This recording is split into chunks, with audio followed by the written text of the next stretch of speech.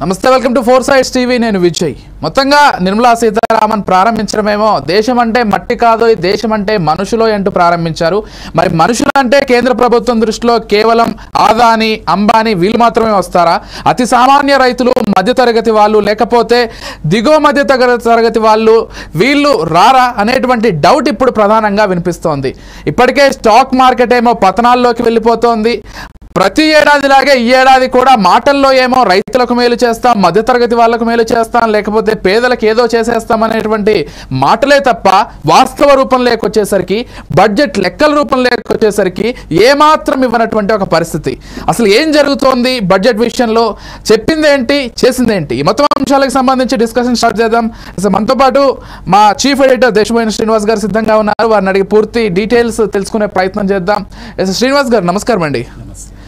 నేను అన్నట్లుగా పేరుకేమో దేశం అంటే మట్టి కాదు, దేశం అంటే మనుషులు అనేటువంటి మాట చెప్తున్నారు. నేను అన్నట్లుగా మనుషులంటే మరి వాళ్ళ దృష్టిలో ఆదాని లేకపోతే అంబానీయా, లేకపోతే రైతులు వీళ్ళందరూ కూడా వస్తున్నారా? ఈ డౌట్. Exactly right. అంటే కేంద్రం దృష్టిలో కేవలం వీళ్ళు మాత్రమే, అంటే భారతదేశంలో 6% మాత్రమే అత్యున్నత సంపన్న వర్గాలు ఉన్నటువంటి విషయాన్ని గుర్తుపెట్టుకోవాలి. కేవలం వాళ్ళని దృష్టిలో పెట్టుకునే ఈ అంకెలగారడి ఆర్థిక లోటు బడ్జెట్ని తయారు చేశారన్నటువంటి ఒక అంశము నిన్న చెప్పకనే రాష్ట్రపతి ద్వారా మరి ప్రజలకు చెప్పించడం జరిగింది పార్లమెంట్లో. అసలు ఈ ఆర్థిక లోటు అనేటువంటి అంశం ఎందుకు వస్తుంది అనేటువంటి ఒక విషయాన్ని మనం ఇక్కడ గమనించాలి. ఏంటి అసలు ఈ ఆర్థిక లోటు అంటే 1973లో బ్లాక్ బడ్జెట్ అనేటువంటి అంశం తెర మీదకి వచ్చింది. అసలు ఏంటి బ్లాక్ బడ్జెట్ అంశం?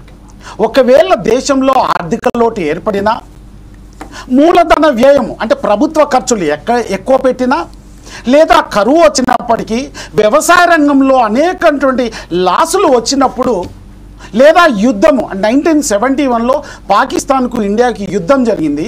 ఆ సందర్భంలో కొంత కరువు ఏర్పడిన సమయంలో మరి ఈ బడ్జెట్ను ప్రవేశపెట్టినప్పుడు, ఆ బడ్జెట్ను ప్రవేశపెట్టినటువంటి సందర్భంలో ఇందిరాగాంధీ ప్రధానమంత్రిగా ఉంది. దాని తర్వాత యశ్వంత్ చౌహాన్ గారు ఆర్థిక మంత్రిగా ఉన్నారు. అప్పుడు పెట్టినటువంటి ప్రవేశపెట్టినటువంటి బడ్జెట్ని అప్పుడు ప్రతిపక్షాలందరూ కూడా దాన్ని బ్లాక్ బడ్జెట్గా వర్ణించాయి.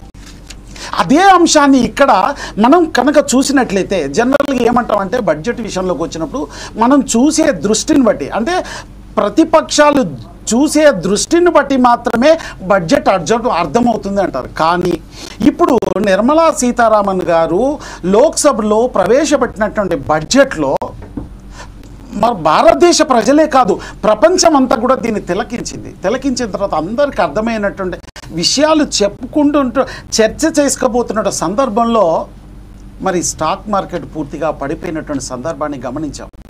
జనరల్గా ఏ దేశంలోనైనా మరి బడ్జెట్ ప్రవేశపెట్టినప్పుడు కానీ, లేదా ప్రధానమంత్రి మరి నియామకం జరుగుతున్నప్పుడు కానీ ఆ స్టాక్ మార్కెట్లు ఎదుగుతాయి. కానీ ఇక్కడ దురదృష్టవశాత్తు స్టాక్ మార్కెట్లు పడిపోయడానికి ఒక పెద్ద కారణమే ఉంది. ఎందుకంటే మీకు 2024-25లో బడ్జెట్ చూసినప్పుడు వీళ్ళు పెట్టినటువంటి బడ్జెట్ దాదాపుగా 48 లక్షల కోట్ల బడ్జెట్ పెట్టారు. సో ఆ పెట్టినటువంటి సందర్భంలో దాదాపు 30.80 లక్షల కోట్లను రుణాల రూపంలో సేకరించారు. దాని తర్వాత 20.2 లక్షలు పన్నుల వసూళ్లలో, పన్ను ఏతర అంటే పన్ను లేకుండా మిగతా ఆదాయం ద్వారా వచ్చినట్టు 4 లక్షల కోట్లు ఉన్నాయి. దీంట్లో ఇక్కడ జరిగినటువంటిదని మూలధన వ్యయము అంటాము. అంటే ప్రభుత్వం చేసే ఖర్చులు 11 లక్షల కోట్లు చేశారు. సో ఇట్లాంటి సందర్భాల్లో వస్తున్నప్పుడు అనేక ఇబ్బందులు జరుగుతాయి. అయితే వీళ్ళు అంచనా వేసుకున్నటువంటిది 23-24లో వీళ్ళు అంచనా వేసుకున్నటువంటి జీడిపి 7.3గా ఉండే. కానీ ఇక్కడ జరిగినటువంటి అంశం ఏంటంటే అది కాస్త 10.9గా ఎదగడం జరిగినటువంటి సందర్భం. 10.5 పెరిగినప్పుడు వాస్తవ పరిస్థితుల్లో చూసినట్లయితే 6.5గా మరి జీడిపి వచ్చింది. అంటే 8.5 ఎప్పుడైతే పెట్టుకున్నారో అంచనాల్లో అది కాస్త పడిపోయి 6.4గా వచ్చినటువంటి సందర్భం. అంటే ఆర్థిక లోటు ఏర్పడుతున్నటువంటి అంశాన్ని ప్రజలందరూ గమనించారు.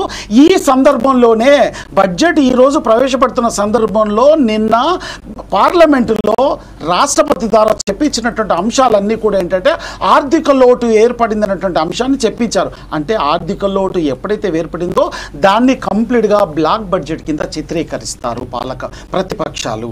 అయితే ఇక్కడ ఇంకొక అంశాన్ని కూడా మనం గమనించాలి. కేవలం ఇప్పుడు బడ్జెట్లో చెప్తున్నటువంటి విషయం, విత్త మంత్రి చెప్తున్నటువంటి అంశాలను 6 రంగాల్లో సమూల మార్పులు అన్నారు.